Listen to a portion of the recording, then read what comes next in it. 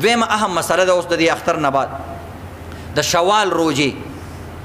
شوال د اختر میاشت وي وړوکې اختر میاشت په عربی کې د شوال میاشت وي عزتمندو موږ یو میاشت روجې ونیولې الله رب العزت موږ له د دې اجرونه راکړي قرآن پاک کې الله وي او حدیث پاک کې مرازي من جاء بالحسنة فله 10 امثالها کوم انسان چې یو عملو کې الله ولا 10 درجه ثواب ورکړي نو د دې یو میاشت روجې ثواب د 10 میاشتو د روجو برابر دی 10 میاشتو روجو ثواب درته ملاو شو او یو حدیث کې راځي چې کوم انسان من صام رمضان ثم اتبعه 6 من شوال کان کصیام الدهر چې کوم انسان د رمضان روجي ونیولې او د رمضان نه پس شپږ روجي د شوال روجي ونیولې وای دا انسان داسې دی لکه چې د پوره کال او د پوره عمر روجي ونیولې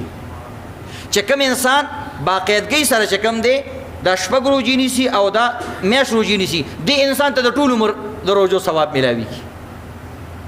ولی ځکه الله یو په لسه ورکوي نو چې دا یو میاشت روجي دي ونیولې دا د لسو میاشتو روجو برابر شوي او چې شپږ روجي دي ونیولې نو 10 چې کې 60 نو دا د 2 میاشتو روجي برابر شوي نو د 12 میاشتو روجو گویا کې تا روجي ونیولې نو د دې دا به کله نیسي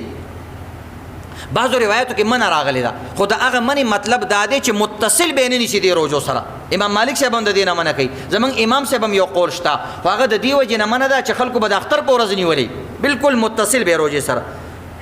امام مالک صاحب وایي خلک به دا سوچ کوي چې د اختر روجې چېرته شپږ دیرشو ته ورسېدلې شپږ دیرشو ته ورسېدلې نو داسې به نه کې نو د اختر په ورځ باندې دا روجې نه کېږي نو د اختر یو ورځ چې ختمه شي د وړوکي اختر یو ورځ وي ښه بس دغه یو ورځ چې ختمه شوه په سبا باندې چې کوم دی ته د شوال روجي ورسره نیولی شي او متصل هم نیولی شي پرله پسې او یو هم نیولی شي پوره میاشت کې شپږ روجي پوره کول دي تواتر پکې او تسلسل پکې شرط نه دی اساني روجي دي الله رب العزت د دې د نیولو موږ او تاسو له توفیق راکړي